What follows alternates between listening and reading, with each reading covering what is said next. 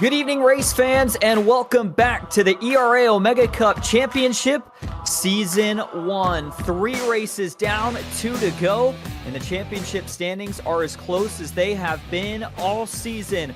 We want to welcome you into the beautiful Kansas Speedway, host of tonight's action. We've got so many storylines still in the works, but with only 2 races left to go, we are getting closer and closer to crowning our Season 1 champion. Well, I do want to take this opportunity to welcome everybody up here into the booth. We are so happy to have you joining us once again. Dawson Wise not with us tonight, so I do want to welcome in our crew. I am Austin Green. I'll be joined by the guy who needs no name, Justin Prince. He has done it both in the sim and real life. And of course, our pit reporter, Tyler Vickery, will be providing live updates down trackside throughout tonight's action. And then our producer, Christian Hill, covering all the hard work behind the scenes. Well, Justin, it's so great to have you here tonight. I know it's your first race of the season, but we talk about some of the finishes that we have seen so far. A photo finish at Daytona, then it's followed by Garrett Maines starting to show some dominance. He has won the last 2. What do we look for tonight at Kansas?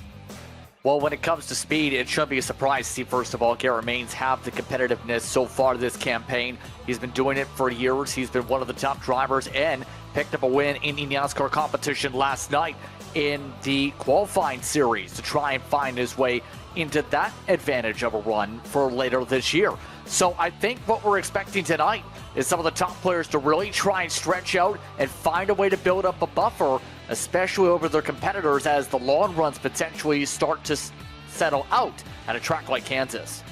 And obviously we'll get into the race details here in just a little bit, but one of my favorite things about this track, so many different racing lines. We are going to see these guys on the top lane, the bottom, the middle, everywhere that you can find grip here. It is also going to be another race that transitions into night. Well, we do have a lot to get to. I do want to start first with kind of what the point standings are looking like coming into this race here tonight. We talked about, obviously, Garrett Maines getting those back-to-back wins. So he is the man that currently finds himself in the best point standings of any driver. He currently leads in the point standings, but check this out. Look how close it is, 2nd through 4th. Malik Ray only 3 points behind as he continues to chase after Garrett Maines. Andre Castro, of course, we saw how close he was to trying to get it done at Bristol last week. Currently sitting as the final man on the podium. Daniel Eberhardt 4th.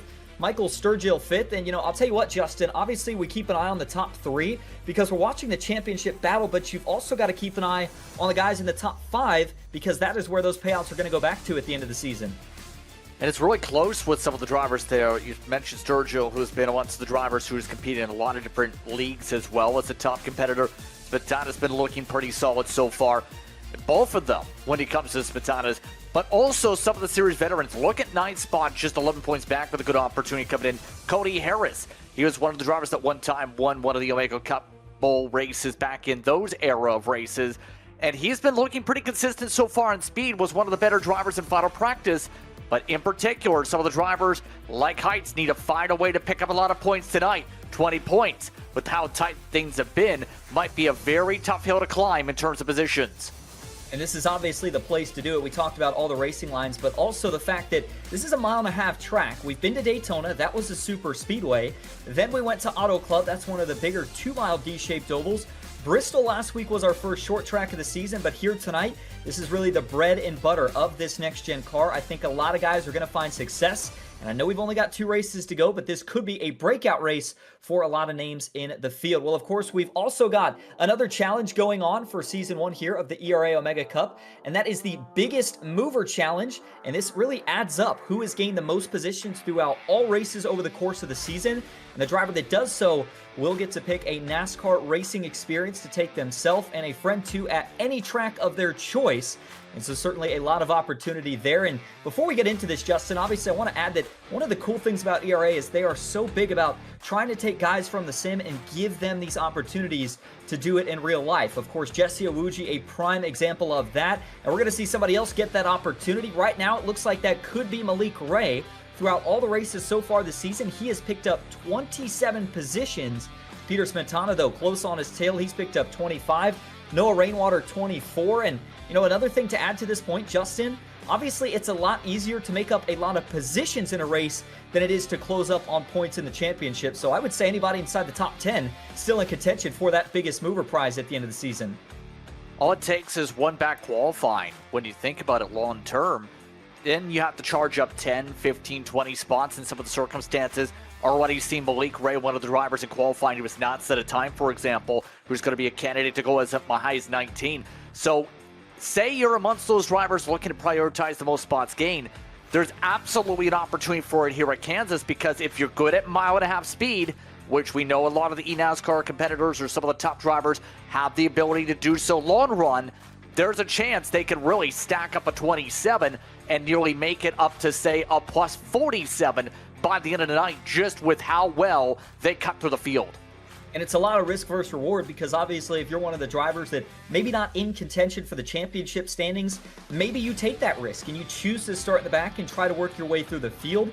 But at the same time, if you are one of those guys like Malik Ray, you would be taking that bigger risk by not qualifying, because obviously if something goes wrong, you get caught up in an accident, that is going to put you behind the sticks, and it is going to be very, very tough to make up track position here tonight.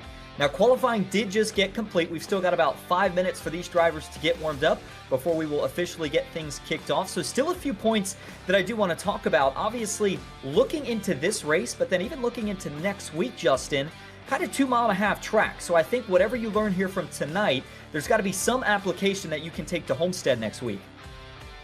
I think so, especially it's about how well you're able to manage the draft in particular. It's particular, the dirtier, that's going to be a major factor point at both of the racetracks, because on iRace, we know a lot of people at Homestead Miami Speedway have the difficulty of trying to get the outside work until lap 20. So you have to be able to save your tires to then get to that point in 1 and 2 to work the outside. Kansas here, you'll see a lot of people work the outside pretty around 10, 15 laps in, I think, especially here tonight. So we're going to see some comparisons as the lights turn on here at this speedway, and as drivers move around a little bit to search for where they can find the best runs to actually make passes without destroying the right sides. Absolutely, and another stout field that will be gearing up here to go to battle tonight. Do want to mention, if you're new to watching the broadcast here, we want to, of course, welcome you to the ERA Omega Cup Season 1 Championship. Take a look at the prize pool on your screen. And again, these payouts going to be awarded at the end of the season. Just 2 races left to go, including tonight. And check this out, $500 going to be awarded to your points champion, $200 to second, $150 to third, $100 to fourth, and $50 to fifth. And don't forget, there is going to be 3 separate seasons. So if you like to look at that prize pool, well, it is not too late to get registered for either the end of this season or even season 2, which will of course be coming up soon after the conclusion of season 1. By the way, you don't even need a Speed Pass membership to race in ERA races. All you got to do is come out here and put a time down, and you can find yourself on one of these broadcasts. But if you are interested in being eligible for the payouts, of course, you will need that ERA Speed Pass membership. You can do so by visiting ERA.com, and you will see that right on the top of your screen. Well, Justin, we're getting closer to the drop of the green flag. I think it's about time to digest what it is that makes this racetrack, Kansas Speedway, so unique. Obviously, one of the 2.5-miles on the schedule this season. I know a lot of guys going to be looking forward to what we can make happen here tonight. So we'll start to turn our attention now and dive into some of your race info here tonight. Yes, indeed. And when it comes to Kansas Speedway, always about the challenge of finding a clean way to the front. And remember, this 1.5-mile speedway has banking around 17 to 20 degrees, a bit of aggressive banking around this track in the corners. You have a little bit higher up on the outside of the racetrack. You'll also have opportunities to run the high side in 1 and 2, in particular 3 and 4, to set up opportunities for runs. In particular, watch for drivers to move up to the top of the racetrack to defend here at Kansas Speedway, up along the front straightaway. Many times, drivers get those runs out the outside, charge the outside groove, make the pass by turn 1, get that set up around this 1.5-mile circuit here in Kansas City, Kansas. Been around since 2001 in real life.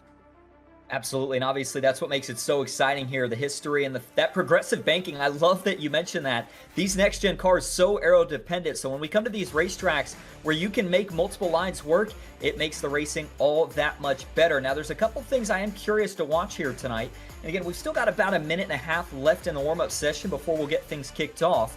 For Andre Castro, we talked about him having a couple issues late last week at Bristol. He's been carrying a lot of momentum, though. I'm very curious to see what he can do here tonight. Obviously, the 88 of Malik Ray, always a favorite at any style of racetrack you go to. For a guy like Wyatt Gray, though, Justin, obviously not the week he wanted last week at Bristol. Tonight, though, could be a good chance for him to try to get his season back on track. usually someone that's good at super speedways, but I've seen solid pace from him in the past when it comes to his mile-and-a-half ability, so I wouldn't be surprised to see him around the top 10 at the very least. Towards the end of the night, it's going to require keeping a clean night, but there is that strong possibility. Now, who else I'm keeping an eye on in terms of some of the various names here? How about some of those that are looking to make some surprises, like Brian Ewald up in the top 5 at qualifying, for example? This series allowing drivers to have the opportunity to really break themselves out here, and a lot of competitors that in some races have been around the mid-pack, so forth, having a great time in qualifying at the leagues to showcase, can they keep the track position against some of the best here tonight at a track like this?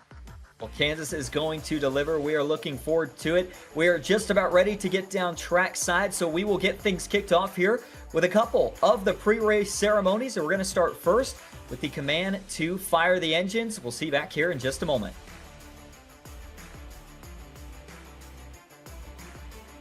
And we'll see if we can get that command up here in just a moment. In the meantime, as we get ready to Justin here, looks like we are getting ready to get rolling. So I think we got that command now. Let's get the drivers to get these engines going.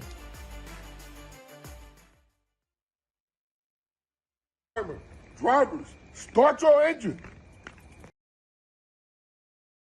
And there you go. The engines have been fired. Qualifying and warm-up is complete. And we are just moments away from taking the green flag here tonight at Kansas. The field will get lined up, so we'll start to slowly turn our attention now to your starting grid here tonight. And obviously going to talk a lot about your pole sitter, because that is the man who will control the start of the race. Also, a lot of names here that will be starting towards the back. Those are, of course, the drivers that are going to be trying to make the most of that biggest mover challenge. All right, well, the man who will start on the pole here at Kansas tonight is going to be Andre Castro. We talked about him coming close in points so far, so he will look to see if he can try to take the points lead here tonight. Devins Baker will roll off second. That is another one of the Chevys in the field, the 14.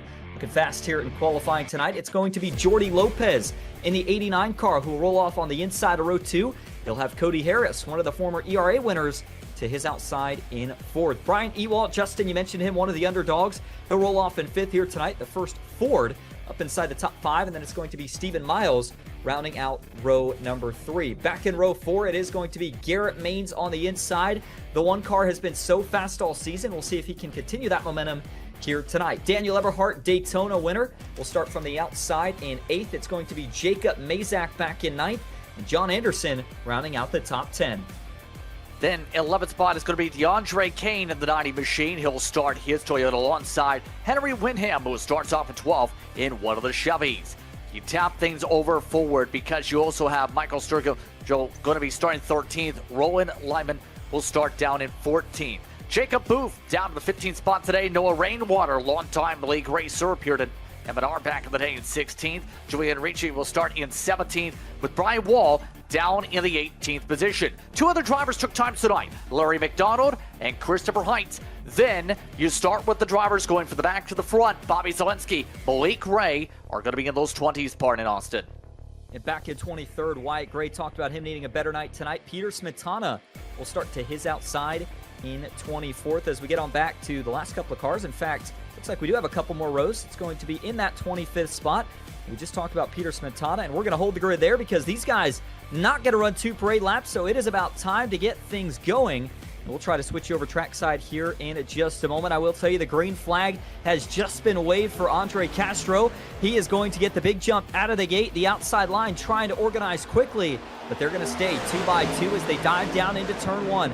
Already looking 3 wide out, back to 34 machine with the big lead. Lots of racing as they exit turn 2.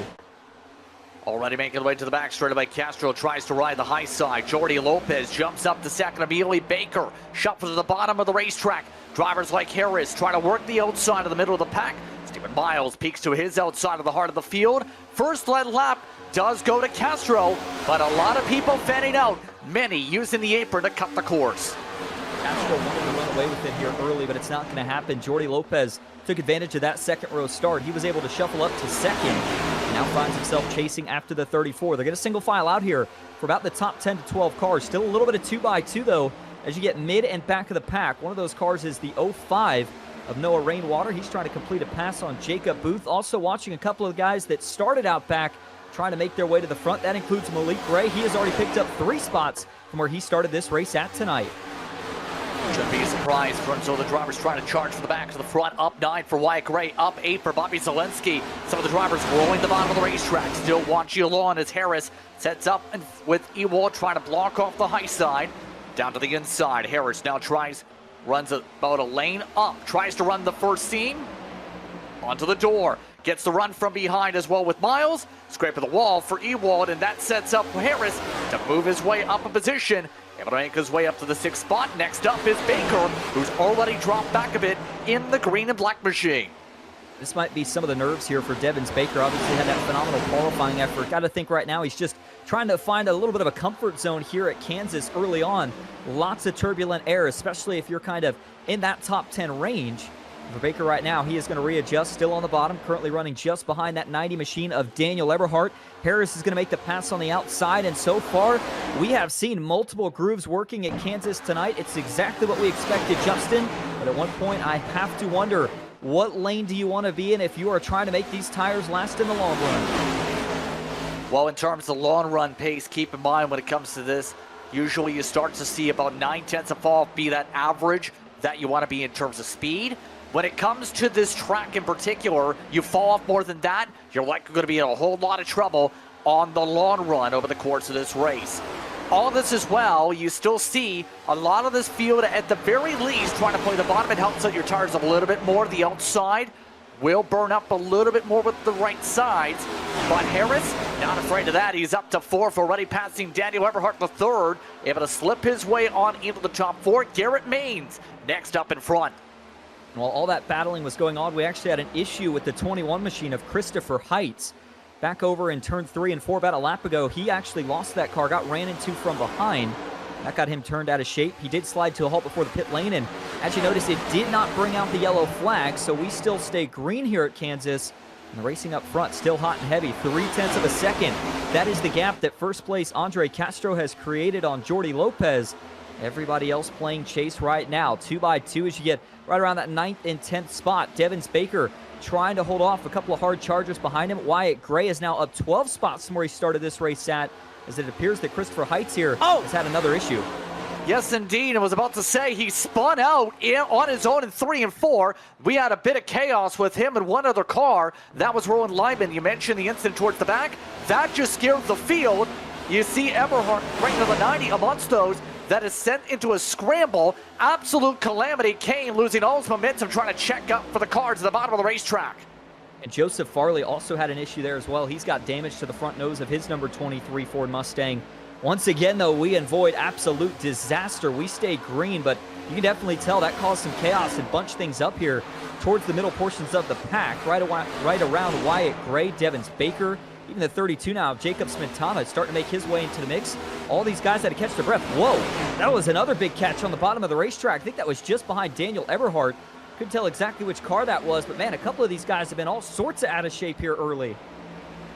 Yeah, a lot of drivers really pushing at the back of the field to try and pick up those spots already. Lyman's picked up and fixed up the broken right front with his damage situation with the wet fast repair available in the session tonight.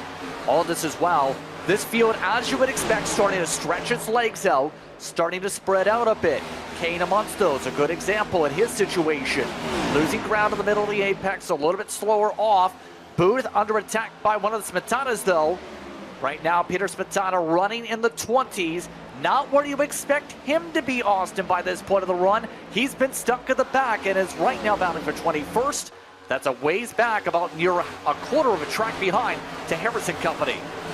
As this run continues to go on, that draft is going to start to be less and less effective. Similar to a super speedway, that draft obviously does help you on the straightaways, gets these guys able to close up on the car in front, but you don't want that draft as you go through the corners. Obviously, you get in that dirty air, you lose a little bit of downforce on the nose. Handling is such a key factor, not only here at Kansas, but really any racetrack with these next-gen cars. We saw aero blocking be part of the winning strategy for Garrett Maines last week at Bristol, and it is certainly going to be important here tonight. 12 of 80 laps already in the books. And I'll tell you one thing, Justin, obviously we look at the spread in the field, and we have got all sorts of different iRatings guys from all parts of around the world. It's so cool that ERA lets everybody, regardless of iRating or skill set, race in these Omega Cup races. And of course, if you want to be eligible for those championship prizes, you do have to register with the Speed Pass, but otherwise, we have seen a lot of drivers make a name for themselves through the sim in series like this, and we are seeing that exact thing play out tonight for a couple of drivers who have been so good before. Jordy Lopez and Garrett Maines, obviously they have been favorites all season long, and they have made their way back up into the top 3. Garrett Maines, though, the one that's on the move, he's picked up 4 spots from where he started this race at as he chases down that 89. I think for Maines, he's just trying to play out the lines, be patient in the dirty air, works the outside, following behind his eNASCAR competitor Jordy Lopez. His Competition Plus machine trying to hold on for now in the Chevy to the draft of Castro. But the tough thing's going to be trying to figure out the differences to pick up speed. Last time by, it was a 10th loss from Maines as a result of the draft. Really trying to carry the momentum, not just in this series, but of course, trying to make the quest for the eNASCAR Coca-Cola iRacing Series once again. Maines continues to be amongst those remaining patient here. You see him just very minimally moving the wheel. This should be no surprise with the 1.5 miles. Your eNASCAR drivers, the less wheel you put in, the better. If you put in more wheel, you burn up more tire. And you notice that he started to search around a little bit, actually ran that middle line between the bottom and top seam right there. I think that's just him looking for a little bit of clean air on the front nose of that race car. Ideally, if he was in front of Lopez here, I think you'd see that one car wrapping the bottom, but just doesn't want to get trapped in the wake and wear out those Goodyear tires any faster than what he has to. It's going to be 16 of 80 laps complete as we cross the line this time. Top 3 all still separated by less than a second. Cody Harris has continued to come on strong as the season goes. Finds himself sitting in 4th right now. One thing I noticed, though, watching this onboard view with Garrett Maines, he just does not get phased at anything. I mean, this is a guy who can be side by side beating and banging at a super speedway or a short track, and he's got the exact same expression. Garrett Maines, one of the best in the business, and he has shown you exactly why here tonight. Well, don't forget, when it comes to ERA, it's more than Lincoln's pathway, right? Especially when it comes to the opportunities to get this converted. And for a lot of these drivers, if you can contend against some of the eNASCAR competitors, raise your profile. But the caution flag is out for the first time tonight. We have trouble in the speedway. Trouble indeed. I think it was over near turn 1 and 2 somewhere. Couldn't tell exactly who was involved. Got some reports that it may have been somewhere right around the 9 car of Brian Ewalt, although I don't know if he was necessarily the cause. Well, it looks like he may be, so we'll have to obviously go back and get a replay here in just a few minutes. But first yellow flag of the night. And it's going to give everybody a chance to catch their breath. Obviously, we'll re-rack them and try this once again. Man, Justin, we had a lot of intense racing there. I'm almost shocked that it took this long to see that first caution because we had a few really big-time saves. But this is certainly going to shake things up in strategy play, and I would assume everybody comes in for their first set of tires here. Should be no surprise to see that. And keep them, well, that might be an interesting decision point because here's the thing. Look at the lap count and think about the fuel run. 55 to 60 normally. May be able to get a couple laps more here at Kansas. The next-gen machine does use a little more fuel compared to, say, the Gen 6 ran as long as 67 in some circumstances. This may very likely get to the end on gas, Austin, but some of these drivers might have to think about a top off if they want to be safe here just on the mileage based on how many laps are to go in case it does go green. Yeah, absolutely. And then also you got to consider maybe if there's any sort of fuel saving either early or late in this run. Now, if we get another caution, that changes things, but here comes the entire field. They'll all go in a single file formation down the pits. It is going to be the 34 of Andre Castro, who is going to lead us back into the pits, and he's got the ERA sponsorship on board here tonight. Andre Castro, of course, one of the drivers who has ran on both sides, the sim and in real life. And Justin, I know we got interrupted here by the caution. Before we get a replay, we talked a lot about a lot of guys that want to make that transition from the sim to real life, and Andre Castro an example, as is Jesse Wuji, and I think you were getting ready to talk about Garrett Maines and his journey to now, of course, the GR Cup.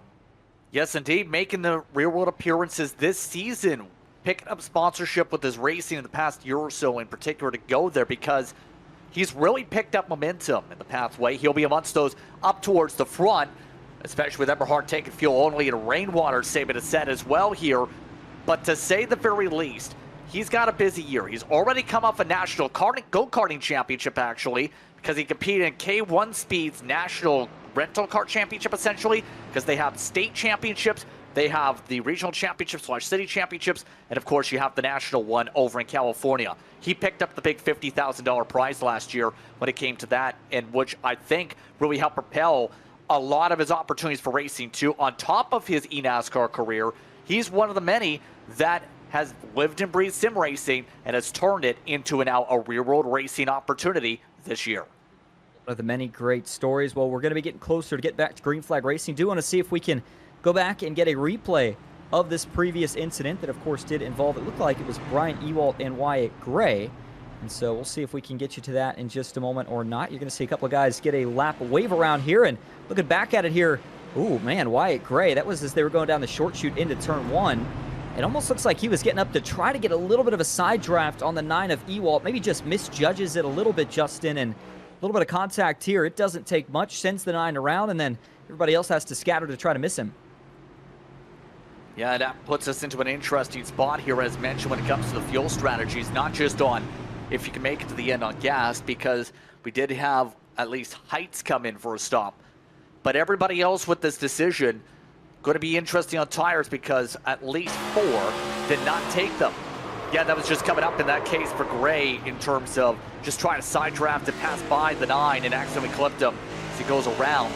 And as some will tell you, because of how tight the tire sets, though, more importantly, Austin, this is going to be interesting. Those drivers that save a set, if there's a later caution, are going to be in a prime position while everybody else is going to have one set to play with for 60 laps. Absolutely, and we're going to get a refresh here on the front row. This time it'll be Eberhardt and Lopez that lead us back into the restart zone.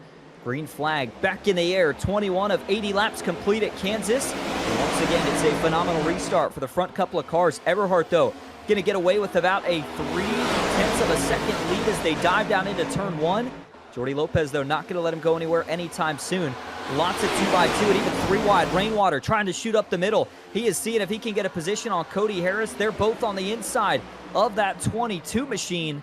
Got to be careful here, Justin. A lot of guys on cold tires trying to get these up to temperatures, but nobody looking scared to get aggressive here on this restart.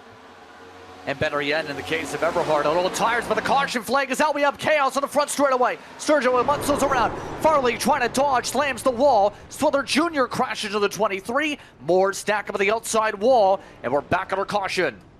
And this is a big time incident. Sturgill with heavy damage. Multiple cars involved as this was going down the front stretch. Again, second caution of the night. You just heard Justin mention that, and well, I don't think this is going to do a lot of interesting stuff for strategy. It may play into if these guys can make it on fuel. But more importantly, very curious about just how many cars got damaged in this one. Obviously, one fast repair in all these races. I know we didn't get a chance to mention that in the race info, but even still, you obviously don't want to have to take it this early in the running. And, I mean, this collected a lot of really good race cars. We talked about Sturgill having nowhere to go. I saw the 25 who had a big save earlier, Peter Smetana. I think he was one of the guys that gets collected. We saw damage to the 27 of Henry Wyndham, and then more big hits ahead. So this is a big one, Justin, and if nothing else, this is definitely going to shake up the track position once again. Aaron Smetana was part of the trigger in that situation in what turned out to be a massive stack up. And not a surprise, a lot of people at the very least thinking about stops here. A lot of people at least trying to sort out what the pace car is. The people involved in the incident just going to come in as the rest of the leaders just caught up to said pace car. So this is going to be a lot of damage for some fast cars that at the very least started towards the front and are now going to have to find their way to claw to the back, from the back to the front themselves. That's certainly going to be a tough journey, and we're not quite to the halfway point yet, so obviously there is still some time, but definitely going to make the job a whole lot more difficult. All right, here we go. We're going to get our first look back at it. It's the 25 machine of Smetana here, and watch what happens as they go down into the corner. This is right around where Sturgill and a couple of others were running. They kind of run up on this incident. They really just didn't have anywhere to go, and they're all going to get clustered together. Man, that was a big hit to the back of the 25 car. That's what really sparks this wreck up, and then as everybody tries to scatter to avoid it on the front stretch, get probably about 4 to 5 different cars that all get collected in this one. Yeah, curious here the reason here with the 25. I believe he had someone on his bumper, though. It would be the 97. Ricci, you see him already clip the apron, get loose, gets arrow loose, then gets the tap from behind. That gets him finished off, and then the third hit really sparks things up as he tries to save it. That was a slam from John Anderson, who had nowhere to go. So All that coiling up from trying to run at the bottom of the track, getting a bit aero loose with the rear end, taking air off the spoiler, and it's stacking him up and causing calamity for everyone else into the terms of 5 wide, coming out 4. Justin, I really got to wonder if that has something to do also with the cold tires here. You mentioned him obviously going down and clipping the apron. It looked like that car was a little bit loose as the 97 did get up to his back bumper. And obviously, for everybody else, it looked like the 25 may hold on to this car, but you just scrub off so much speed. And it's not as simple as just jamming on the brakes and coming to a halt. These guys are going so fast that even when there's a big wreck like that, everybody tries to check up. A lot of times, though, not everybody is able to avoid it. So this is going to set us up for now our second restart of the night. It'll be Daniel Eberhardt and Jordy Lopez on the front row. Garrett Maines will restart third with Andre Castro to his outside in fourth. Bobby Zielinski, we did talk a ton about this, but this was definitely one of the surprising names to see him pop up in the field tonight. He's got the number 22 ERA Camaro. We obviously got the pleasure of having him join us in the booth for quite some time last week, and so great to hear about his experience, of course, in the sim. And I think he's been doing a little bit of broadcast himself, Justin, but I think he still knows how to get it done on the track more than anything. Now that he's broken back into the top 5, he'll be a fun one to watch here for the rest of the night. Up 16, in fact, and he hasn't been doing anything major, just running the bottom and taking up spots one by one. Watch for him to go for the lead. Oh, wow, Eberhardt's older tires, doesn't matter. He's got clean air, off and away. Lopez not able to clear. Maines gets to the quarter panel, side traps the 89, gets alongside, peels him back. Maines jumps up to second along Castro. He's getting shuffled back by Zielinski. Zielinski going for fourth. Oh man, got to be really careful here as they go down to the corner. We just saw that last incident on the first lap. Zielinski, though, no issues. He will dive clear of the 34 and try to slide up on exit further back. Here comes the 88 machine. Malik Ray now trying to get by the 05 and Noah Rainwater as they cross the line. 26 of 80 laps in the books. The front 7 trying to single file out, but Castro not content to sit where he runs. He'll go back to the inside. That's going to put him 3 wide. Side by side, 3 wide drag race down the backstretch. Maines trying to work the outside. Likes to run towards the wall. Middle line. Zielinski backs up the corner. Castro able to keep his foot in on the bottom of the racetrack. This allows the pull away by Lopez. No one able to clear off the 4. Maines not giving too much space. Crowding Zielinski. Now Castro looks to send it in deeper. Zielinski elects to back out of it. Elects to get himself out of the 3 wide. Reset. Try and regroup. Oh man, Castro really got wide there coming off the corner. He almost got up into Garrett Maines. They all hold it together, but you can definitely tell the different agendas. I think Zielinski here kind of content with playing the game of patience. Andre Castro wants to get around these guys now, and once again, he gets right up on the driver's side door of Garrett Maines. Well, we talked about that last incident here, and while we've got a moment, I do want to go down to our pit reporter, Tyler Vickery. And Tyler, obviously getting reports from you that that last incident wasn't actually a product of cold tires, but rather old tires. Curious about that and how these guys are looking on fuel for the rest of this race. Absolutely, yeah. That was the one thing with Peterson Simtada having the issue. He was actually one of the 4 drivers that did not pit for tires. The other 3 that were still running right now is your leader, Eberhardt, Daniel Eberhardt, as well as also DeAndre Kane, as well as Noah Rainwater, all saving that extra set of tires. Fuel-wise, I believe most of these cars can probably go about 40 laps on a fuel run. I'm having to double-check some fuel numbers as well, but I believe we still got at least 1, maybe 2 stops here. So very interesting to see how some of these guys are going to run the fuel run. Is, man, Jordy Lopez getting a run there of just watching there on the start-finish line. But I believe these guys are going to be really trying to fuel save. But some of the people that are saving a set of tires, I think they're just trying to hang on to the end as much as they can. Tyler, we appreciate that update. Battle for the lead is on. Jordy Lopez trying to hang on. Andre Castro has been diving his way through the field. They both were able to steal that lead away from Daniel Eberhardt. Man, I'll tell you what here, Justin. I was watching Garrett Maines over the course of those last couple of laps.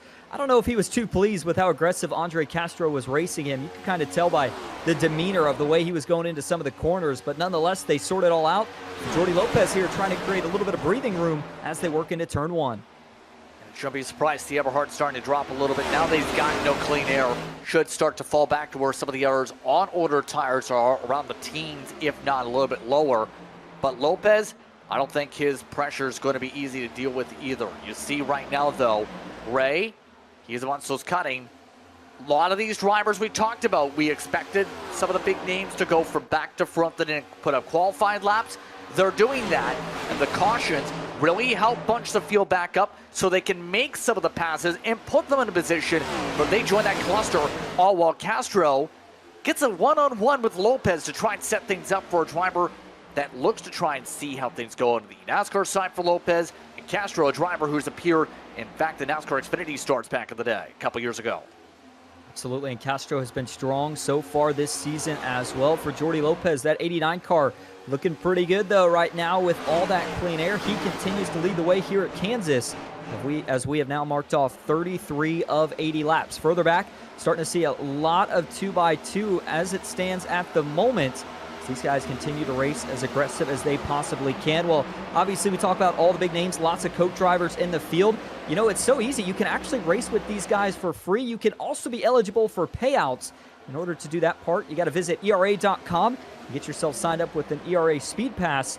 And you can do that right now by scanning the QR code on the bottom of your screen. Caution on the racetrack. We have had an issue going into turn 1, and this is Daniel Eberhardt.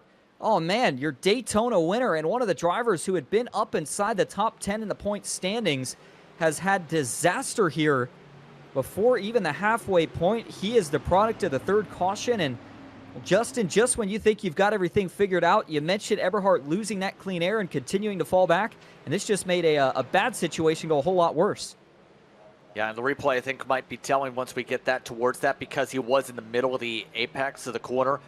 And I'm noticing tonight a lot of cars, you get within a 10th of a car length, even tighter than that. I would say a 25th of a car length. Not even making flush contact yet. So far, I've noticed 3 different times the cars have just gotten snapped loose. As Eberhardt just said on the radio, he got a charge from behind so fast from Stephen Miles that he just snapped left down in the middle of the tri-oval. And normally we don't see that on a straightaway / tri-oval, but because of how much camber there is in the corner itself down the front, it works as a 5th corner and can absolutely destabilize and de-wedge the car, which is in the case of what I think happened to the 17. Yeah, this is such a good point that you're making right here. And, you know, obviously for Eberhardt, we'll get you a replay of this here in just a moment, but for Eberhardt, this is something that we have not seen from him in a long time, and it shows you just how tricky the track conditions are. Even though we're in the nighttime and there's more grip, obviously when you take that risk on older tires, this is one of the concerns, and certainly one of the more unusual wrecks that I have seen in some time. One thing I will say, though, we are lucky that that one was not a whole lot bigger than what it was. All in all, I think it only did collect Daniel Eberhardt. For guys like Malik Ray, we've been talking about these cautions help them kind of reset and make a couple more passes to get to the front. Well, your 2 biggest movers right now are in 3rd and 4th. That is Zelensky and Ray. Going back and getting a look at it, you can see the 24 does get up on his back bumper, but I don't think there was ever contact. If there was, it was already after that 17 car got loose. Justin, you said it. I think that's just him trying to be down on the flat apron with older tires.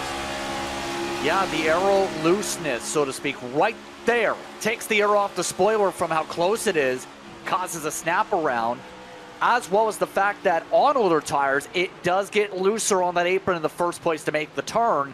Combine those two, you have that incident. And Eberhardt, amongst those, going to have to get some repairs, trying to fix the car, hold on to the fast repair. A good dodge by everybody else for the most part to stay out of the trouble with how much you ricochet to the middle of the circuit in one. That was Stephen Miles, who's making his first start of the season here tonight, who is actually just behind Daniel Eberhardt. Scare for at least a momentary instance, but we are going to now turn our attention back live on the racetrack, getting close to the halfway point here in tonight's action. And as it stands right now, it is going to be Jordi Lopez who will line back up on the front row, and it will be Andre Castro who will line up to his outside in second. Single file right now. Obviously, the top 5 have been competitive all night, but we're getting closer to the end of the season. Just 2 races left to go. That includes here tonight. So we will have one more race, and I believe that is next week at Homestead Miami Speedway. Looking forward to closing out the first of 3 championship seasons this year. Each championship season is formatted the same. Consistency is king, and that is what is going to reward payouts by the end of each season. $500 to first. We obviously talked about that in the pre-race, and looking forward to seeing who's going to take home the big money here at the end of Season 1. And right now, I think there's a lot of opportunities with the way things are shuffling for the point standings to see where things are going to stack up. But in particular, you have Castro doing a really good job in terms of running up at the front here. But also, you have drivers like Maines not necessarily dominating like he has the past couple rounds in terms of getting victories up on the board. You have some of the others, though, that are yet to lead, like Malik Ray. So there's a lot of intriguiness in terms of some of your front runners here with how things are shuffling. I will say this for the points. Fifth is wide open with Sturgill struggles and Smetana struggles.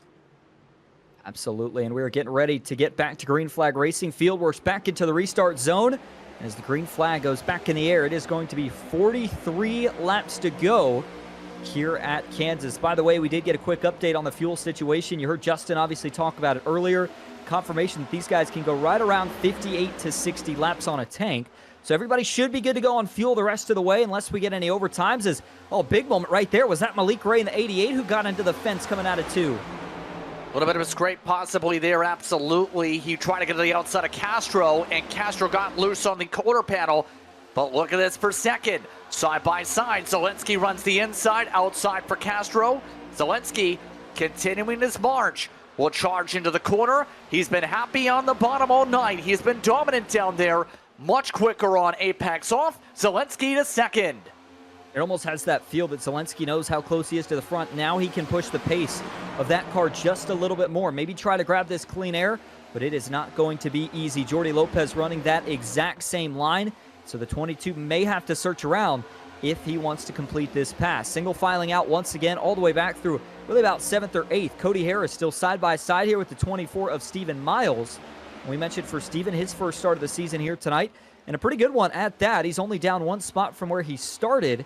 And for a guy like Malik Ray, Jacob Smetana, they have both picked up 15 or more positions from where they started this race at. That's a couple of your bigger movers. But up front, the battle for the lead is still on. Jordy Lopez continues to hold about a 0.3 of a second lead over Bobby Zelensky. It's going to be difficult to pass when it comes to the clean air versus dirty air difference. But when it comes to speed, I think Zelensky over the time might have a chance. We're seeing some of the others, though, really battle. Jacob Smetana causing Murray to check up at the corner. All behind on the apron down Wyatt Gray. Trying to pass everyone on the bottom of the racetrack.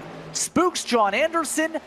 And one of Ryko's newest pickups over the offseason. Picking up some spots. One of the drivers that seems to be aggressive to make these cuts back up to 12.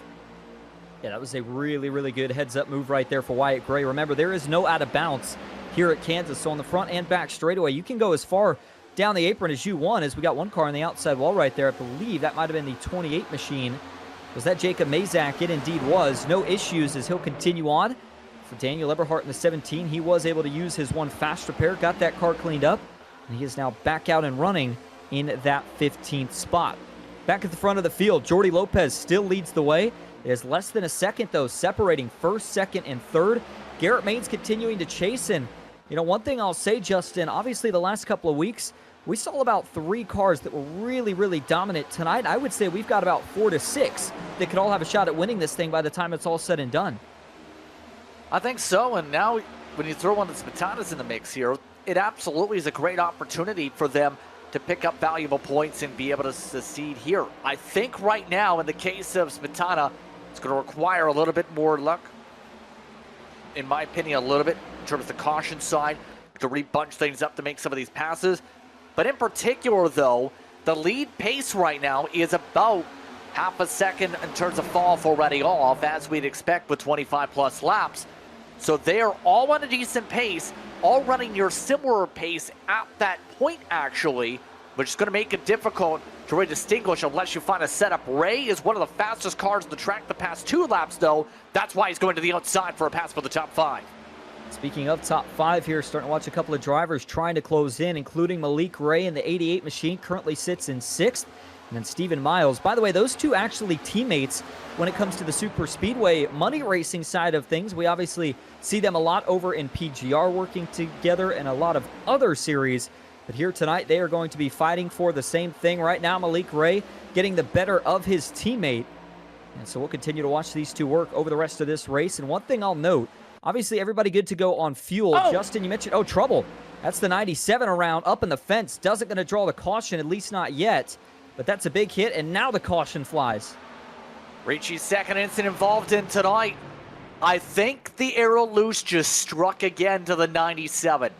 Because Wyatt Gray, who, by the way, pit on lap 35 for fresh tires, had a run, went to his bumper, and then they all stacked up to the what we've seen for the result of that. I think these drivers are going to have to be very careful on how close they get these runs to the bumpers because it's spinning people mid-apex. Justin, obviously, we're getting an early look at it here. We'll show the broadcast here in just a moment. I mean, it's a carbon copy. It is exactly what happened to Daniel Eberhard, so that is almost unbelievable. Just something we have not seen before. That's such an interesting point that you made about the aero looseness that we are seeing with these cars, and this was a pretty big one, too. This collected only 2 cars, but it was a massive, massive hit for the 97, and then the 3 of Sturgill, who can't seem to catch a break. He got caught up in an incident earlier, and now finds himself involved in this one as well. So this is going to be interesting. Justin, I was just getting ready to ask you about the pit strategy, and I almost got to wonder now, are we at that point where you either prioritize track position or you take tires? Whichever way you go, you got to commit the rest of the way. Well, knowing some of the people just took tires last caution, it's a little bit of a tough situation. I think that's why we're starting to see on track for some, there is not a lot of takers. If we're at 25 or 20 to go, yes. But watch this. There's conversations where he was just running his line on the bottom of the racetrack, gets loose with the arrow. He's fighting it, and then on the correction, it snaps hard right into the path of Sturgill, who already used his fast repair. Yeah, the 97 almost able to hang on to that race car. He was just running out of real estate, desperate to try to catch it. And watch it from the gearbox view here, rather the rear windshield. And you notice right here, look how subtle it is. Just a little bit, but man, in the race car, it just feels like the back tires are just off the ground. And as soon as that gets him loose, he's trying to fight it to play catch up the rest of the way. And for Sturgill, he committed to the top and just had absolutely nowhere to go. That was a big hit. And one thing I'll say, lucky that we have a couple of, well, multiple people, but I was going to say everybody's got that one fast repair in your back pocket. And we've certainly seen multiple guys have to use that so far here tonight. Well, we are going to take a quick commercial break. We have got a lot more action to come to see who's going to win it here tonight at Kansas. Stick with us.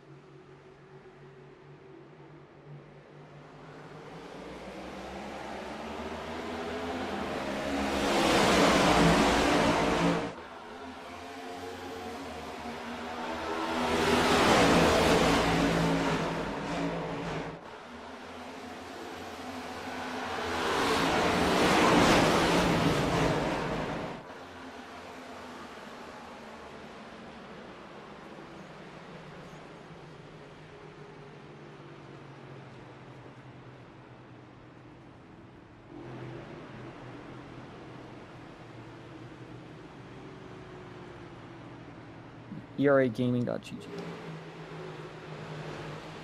All right, and welcome back to Kansas Speedway, where we are now back under caution with another incident here on track. Just got back from commercial. A couple of things to keep an eye on here. This is going to be another restart with less than 30 laps to go. Couldn't tell exactly how this one started, but I believe it did involve one of your former ERA winners, Cody Harris, and 28 car sustaining some damage from this. So we'll have to see if this shakes up the strategy anymore. But, man, it just seems like, Justin, with each caution, it increases the likelihood of another one. Yeah, one of the Smetanas, this is Jacob in particular, part of the trigger was running in the top 10 at the time.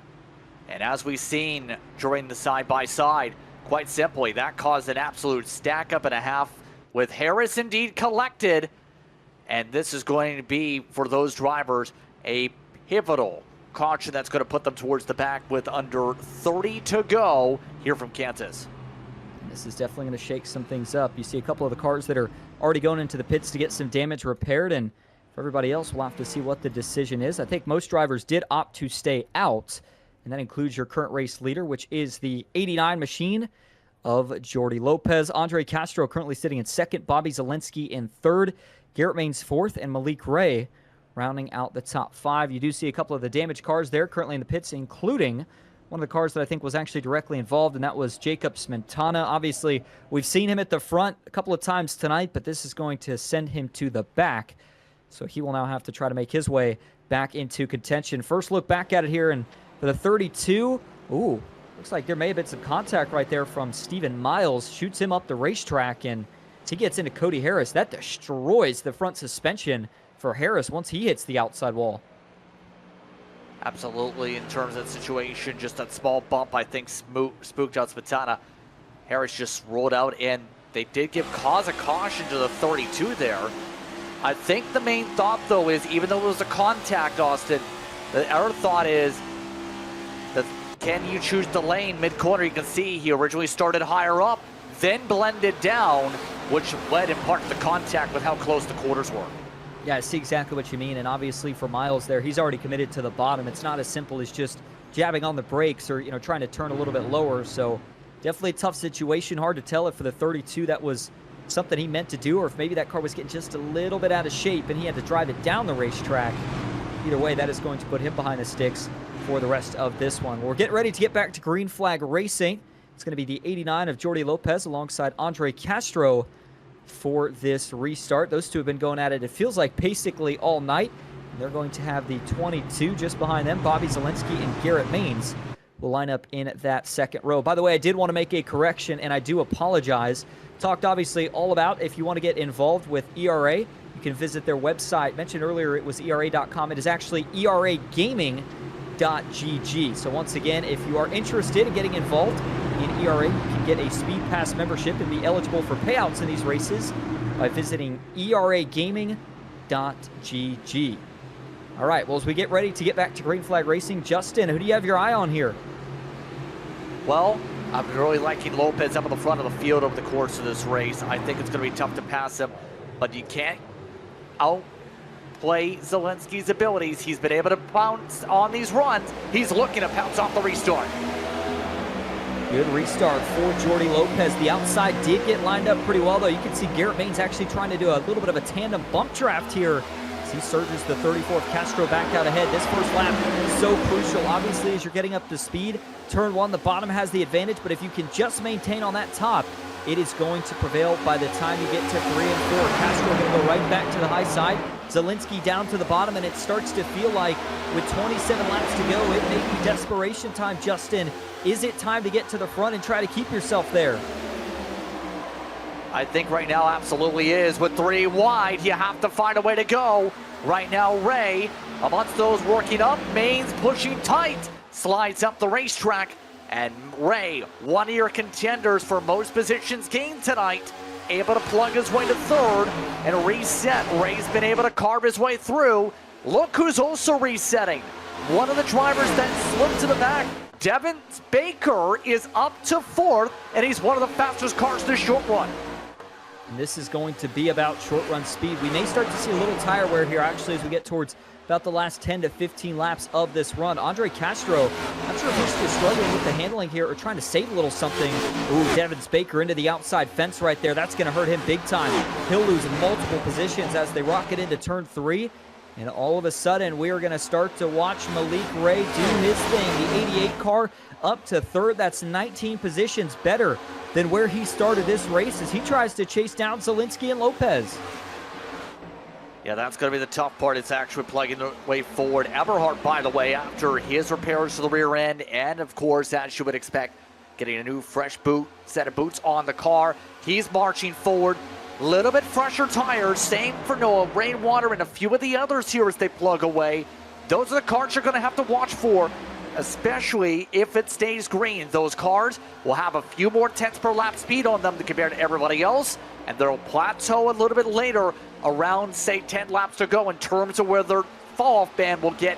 That will allow drivers like Eberhardt, Rainwater, Peter Smetana, Ricci to really plug their way. Jacob Smetana also.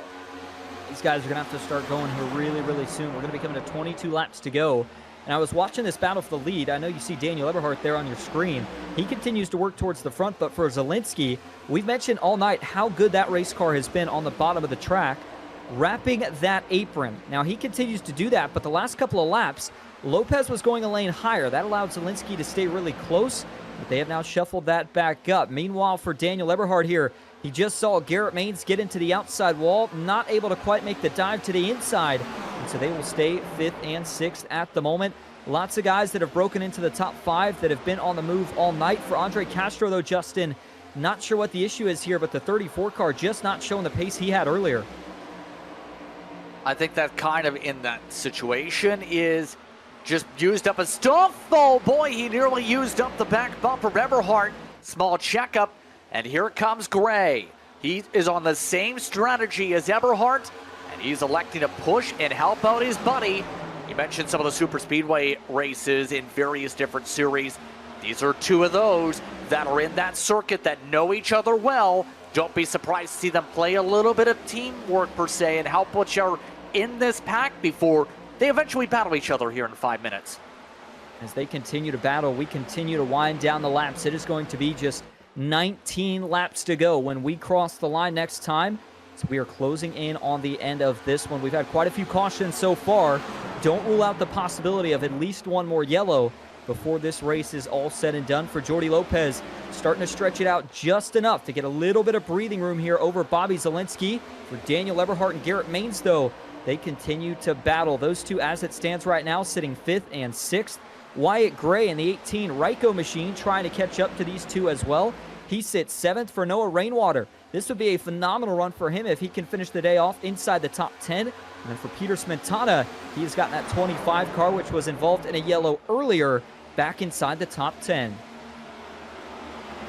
Yeah, that's impressive when it comes to his charge up to the field.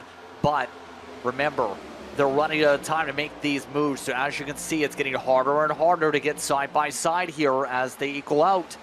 See, for example, in the blur that is Eberhardt's face, as he works his way in the bottom of the track, searching for something, anything.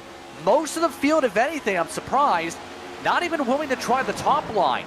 They've all picked up that, yeah, you can get speed there, but it's caused a little bit of fall off that is really impacting drivers long term. That's why everyone's staying to the bottom as Eberhardt slipped up in the draft. Here comes Gray. He's saying, okay, enough's enough. I got to try and go. And obviously, we're talking a lot about track position, but obviously, you've got to keep an eye on the point standings for a guy like Garrett Maines. With how close he had been running to Malik Ray, depending on where he finishes tonight, this could be an opportunity for Ray to close in within a point or 2 of your championship leader. So for Daniel Eberhardt right here, obviously, he is still in the fight, currently tied for 3rd in the point standings, so this would be huge for him if he could find a way around that 1 car. As it runs at the moment, though, just 16 laps left to go here at Kansas. The top 2 still separated by less than 0.3 of a second. For the onboard view of Daniel Eberhardt, he continues to play the game of patience. He has lost a little bit of gap, though, now on Garrett Maines. In fact, a pass here from Wyatt Gray. That looked like that may have been an issue for the 90th slip-up. And this late in the race, Justin, obviously these guys are, I don't want to say physically exhausted, but certainly there's got to be a mental aspect. Trouble. Wyatt Gray got up into Eberhardt. Man, that was close to being another caution. I think that was partially because of how much Gray pushed up the racetrack tight. Eberhard gave him space, went all the way to the wall actually to give him that opportunity to peel up the track. And that's the danger of running the bottom compared to someone on the top. That driver up top will force that driver down low to get off the gas. Can't make the pass without having to lift and turn, so it makes it so hard. Top's good for defending. As a result, if you're able to keep it side by side for the corner off like that. Absolutely, and with just 14 laps left to go, we continue to watch this battle for the lead. We'll have to get the cameras back up there here in just a moment because these two continue to go at it. Right now, it's Jordi Lopez who finds himself out in front. Bobby Zielinski second, Malik Ray still in third. And we may have another battle shaping up right here because the 24 of Stephen Miles has been able to get that car planted pretty well on the bottom. He's taken a couple of peeks at his teammate, but not quite able to make anything happen just yet. Garrett Main's still not out of this either. Remember, I know we're still a ways away, but we have got to make it to the white flag for this race to be deemed official. Any sort of caution from here to the finish, though, would set us up for a late race restart. And Justin, we know how much chaos those can provide. Everybody knows that it is all about track position at this point. Yeah, it's all about can you find your way to capitalize on clean air. And we've seen all night Lopez, since he found his way to the front of the field, has been able to capitalize on that. Some of the drivers here just had a difficult time making his way through. You see that at the bottom of the racetrack, though. How long is that going to last? Clean air versus the slightly faster Bobby Zielinski.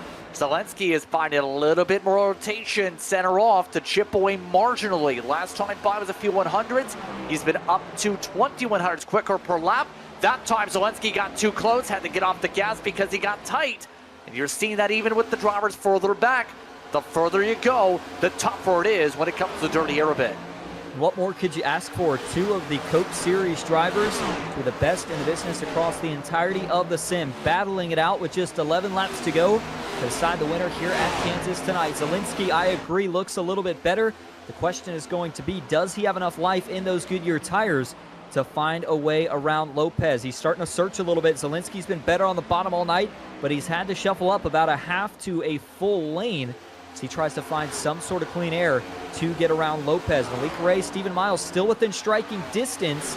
It almost seems like maybe there's some sort of agreement here, maybe an unspoken agreement, if you will, Justin, that these guys that are in that little second group are content to run where they stand to see if any of them can try to go chase down these two leaders.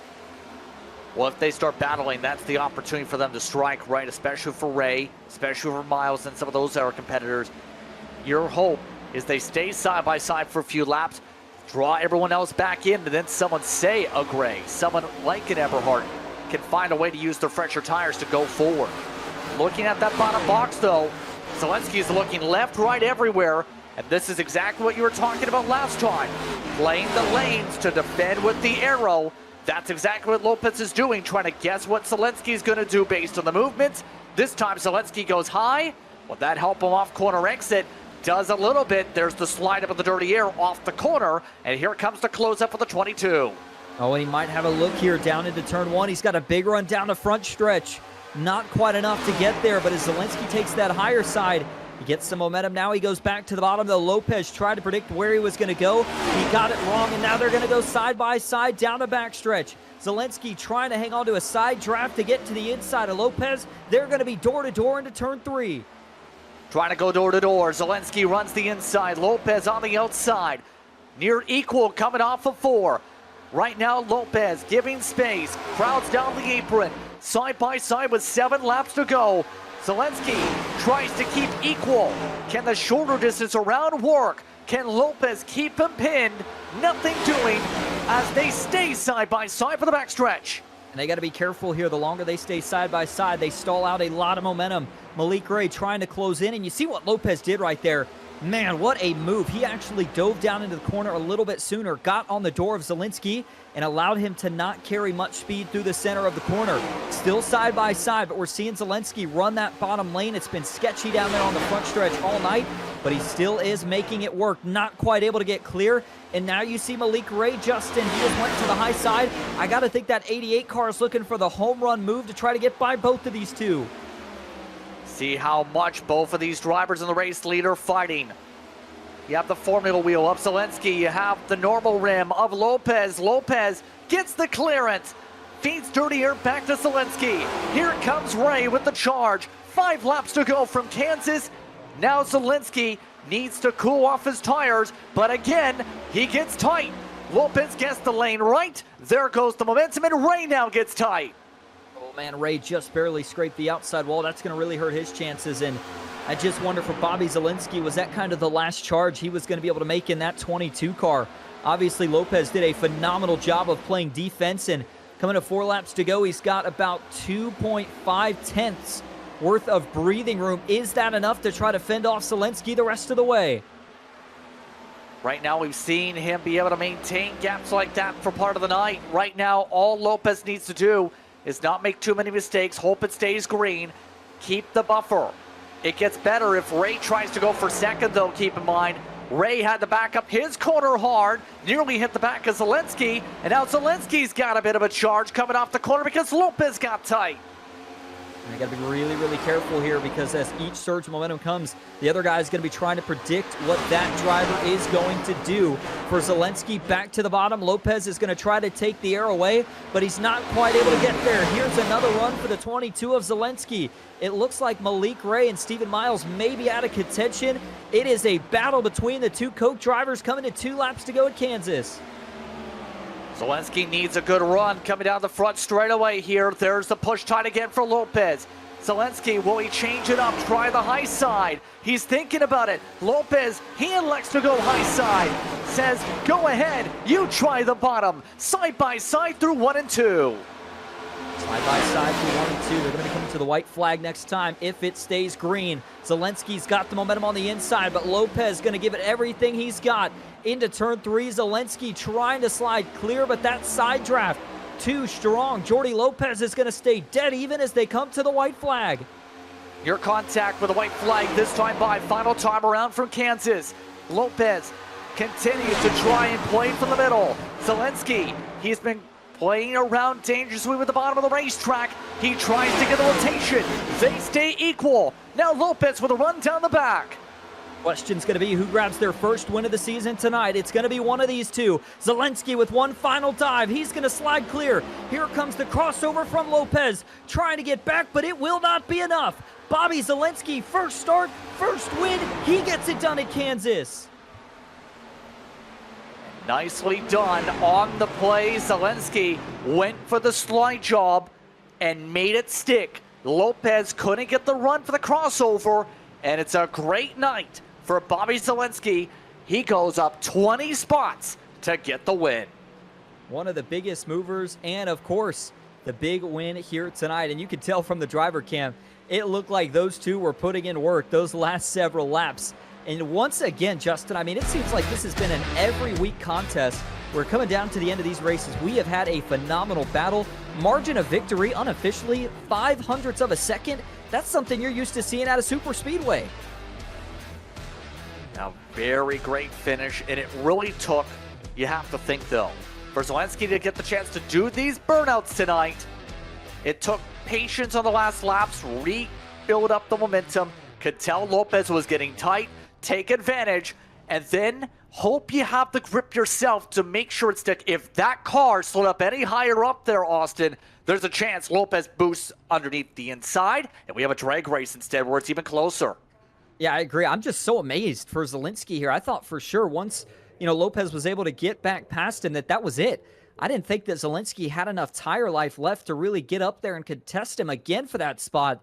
But he proved me wrong, and he did just that. He is your race winner here tonight at Kansas, and we're going to see a couple of shakeups in the points based off where everybody finished as we start to transition now to a look at your finishing results here tonight. Obviously, for Zelensky, he is not going to be in contention for the championship this season, with this being just his first start of the season. But obviously still a great run nonetheless. He will take home at least one trophy here in Season 1. He gets the win here tonight at Kansas. Jordy Lopez, another one of the Coke drivers in the field, finishes second, just 0.05 of a second short of Zelensky. Malik Ray will be the last man on the podium in his Chevy Camaro. It's going to be Stephen Miles in fourth. And for Garrett Maines, another good finish as he takes home fifth. Wyatt Gray will round out the top 6 here tonight. Daniel Eberhardt, the first Ford to finish inside the top 10. He finishes in that 7th spot. It's going to be Andre Castro in 8th with Peter Smetana in 9th. And Noah Rainwater, the last man to round out the top 10.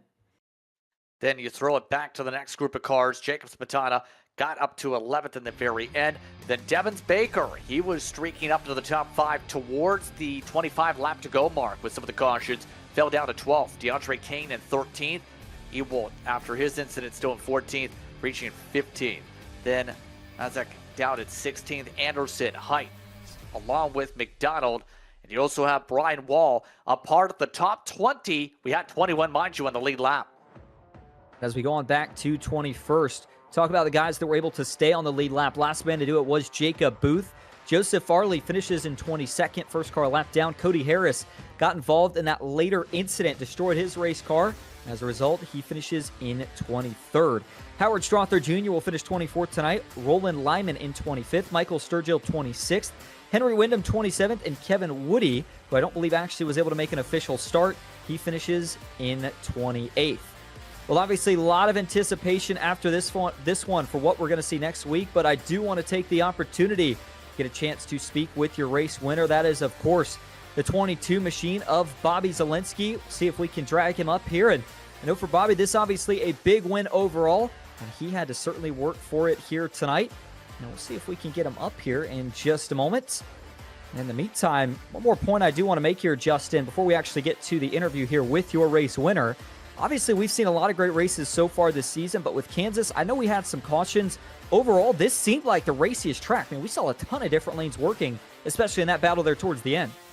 I mean, it's Kansas. It provides some good racing, and it's been, any NASCAR standards, a track that's put on some phenomenal racing as well when it comes to the ability for cars to go side by side.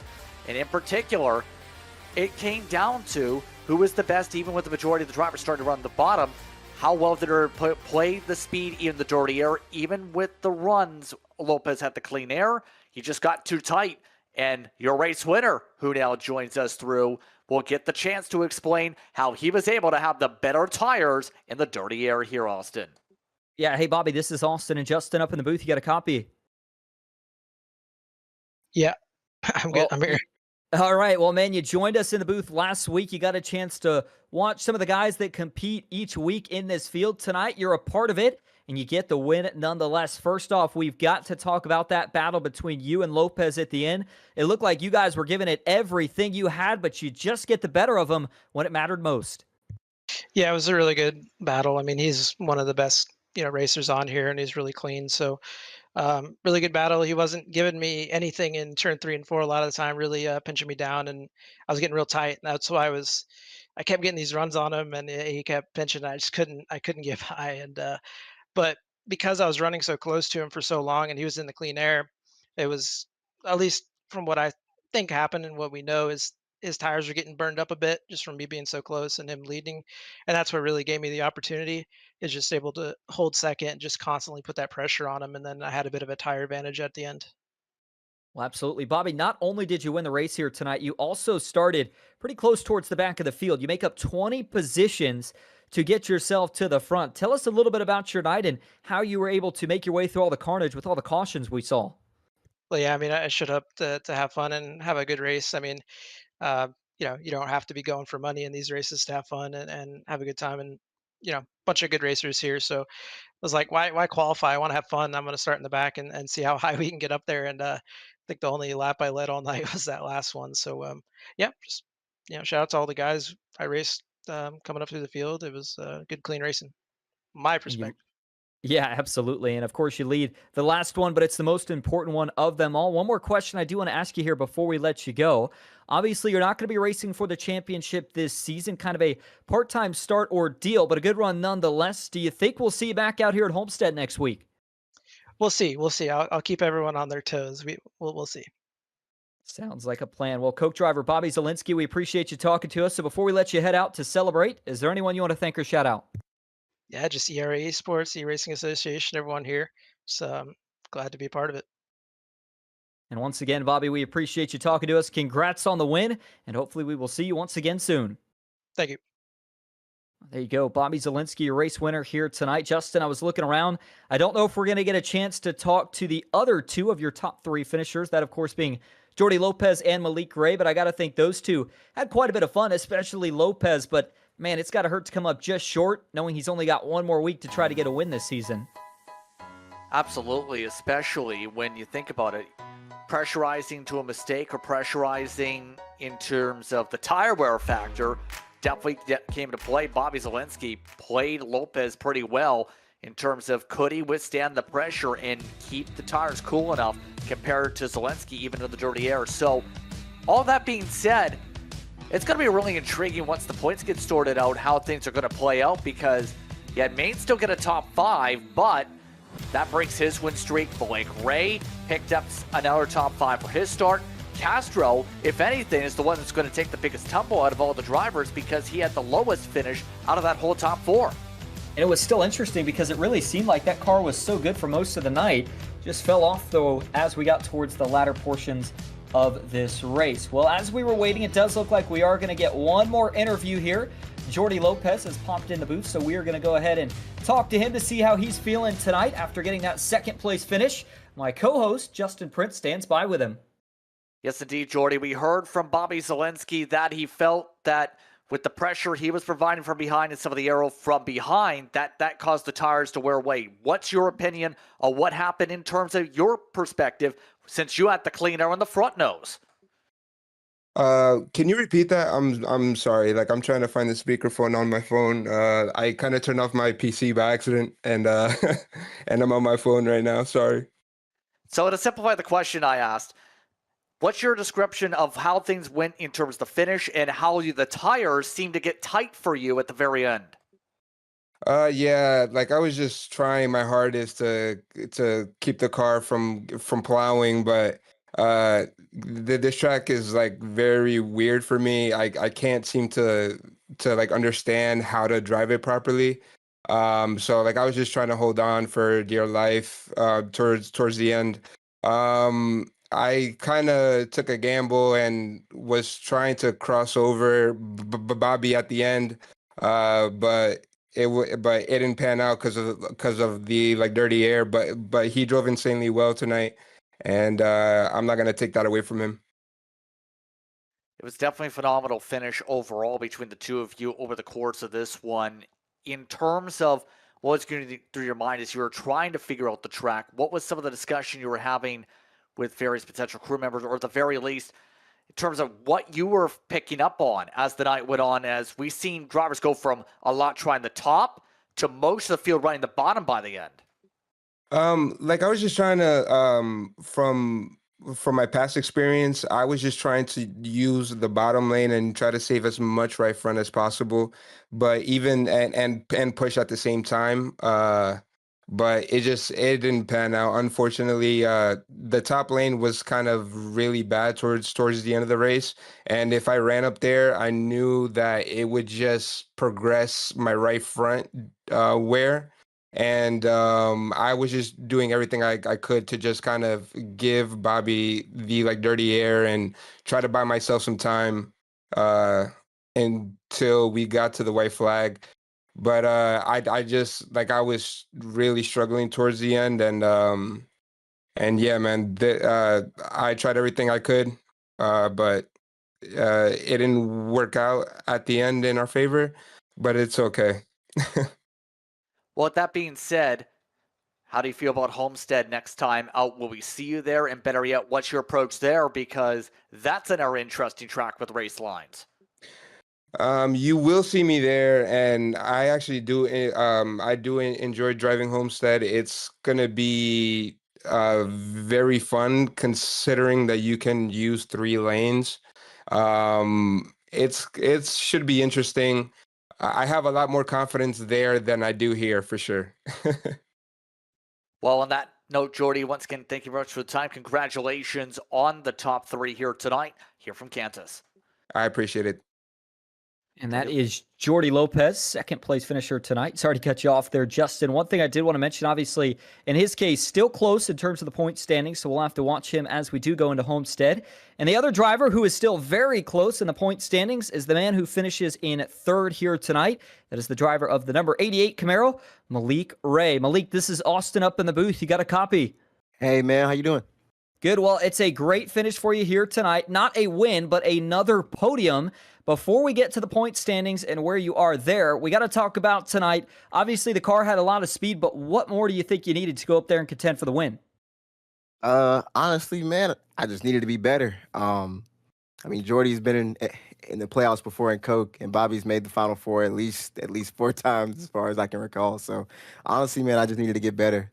I mean, that's all that it was. I was trying hard there at the end. I started trying to shift. I probably should have just stayed in 5th. I know Bobby was shifting and Jordy was shifting, but I couldn't get it to work for me. So in hindsight, I probably should have just stayed in 5th. I tried to shift. I want to say like it was maybe like 4 out of the last 7 laps, and then I got close to Bobby one time going into turn 3, and I just guessed wrong. I thought he was gonna run the wall. He ran the seam. After that, I was too far. Like I just couldn't get close to him again. So that's really all that it is, man. I just need to get better. That's all. Well, I'll tell you what, nonetheless, even with that third place finish tonight, you're going to make a big gain, of course, in the point standings. You finish a couple spots better than Garrett Main, so I believe it's going to put you within a point of your current championship leader, and it's going to all come down to Homestead. It feels like we say that time and time again. So what's going to be the mindset going into next week, and how important, or I guess I should say, how cool would it be for you to win a championship in the first season of this new ERA format? It'd be pretty cool, man. I'm looking forward to the race a lot. I know Homestead is not my best track, but I mean, I feel like if I just keep my nose clean, I qualify up front. I mean, I feel like I should have no problem placing inside the top 3, or at least in front of Garrett. I know Garrett's pretty strong himself, but I mean, I feel like I have a good chance. Absolutely, and it's going to be a lot of fun to watch. Well, Malik, before we let you head out to go celebrate the podium finish here tonight, is there anyone you want to thank or shout out? Shout out to Tent Solutions, Logitech, you guys for broadcasting, PGR, and JRM. I appreciate all you guys. Thank you. And Malik, we appreciate you talking to us. Once again, congrats on the third place finish, and we will see you next week at Homestead. I appreciate it, man. Thank you.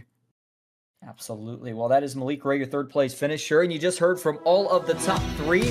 Justin, it is time to begin shifting the focus to what will be the final race of the season, Homestead, Miami, next week. We are looking forward to it. It is going to be exciting, and obviously, for Malik Ray and Garrett Mains, I got to think there's going to be some nerves this week.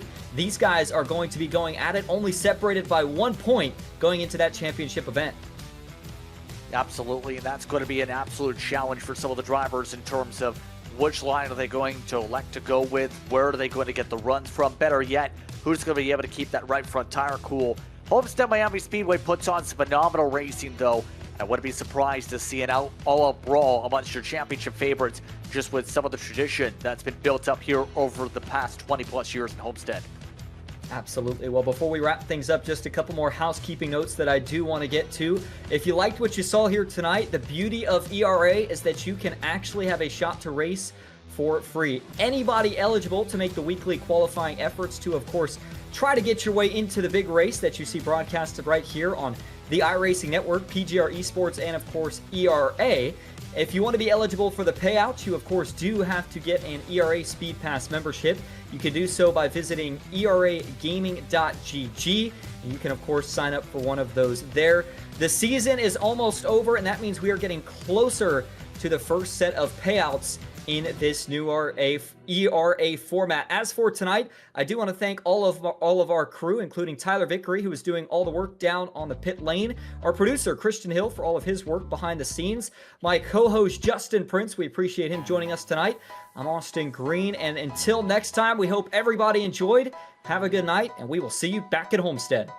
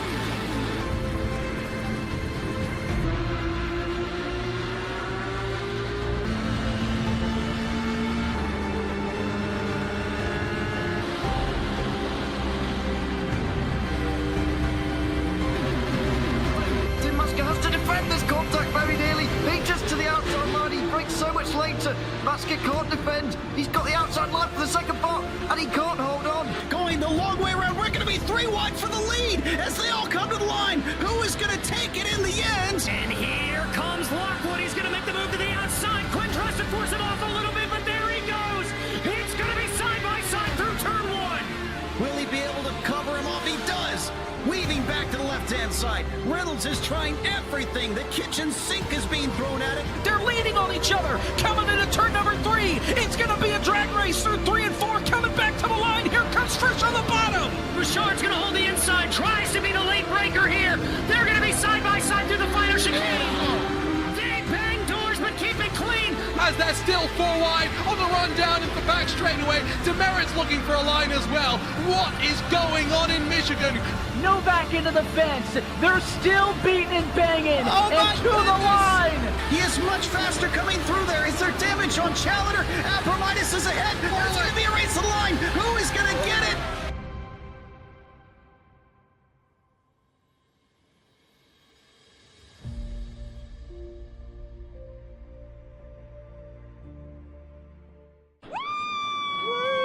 It's an experience, man. Yes, it was. Hell yeah, that is real. That is real. Experience NASCAR like never before. Take the wheel at NASCAR Racing Experience now. Hey Jesse, this eRacing Association car is feeling pretty good around Rockingham. Have you tested it yet? Yeah, Jesse, I'm testing the ERA Rockingham car right now in the sim. I think we got it driving pretty good. Hey Jesse, you did a pretty good job getting that ERA car ready for Rockingham. You want to let Mr. Alex know?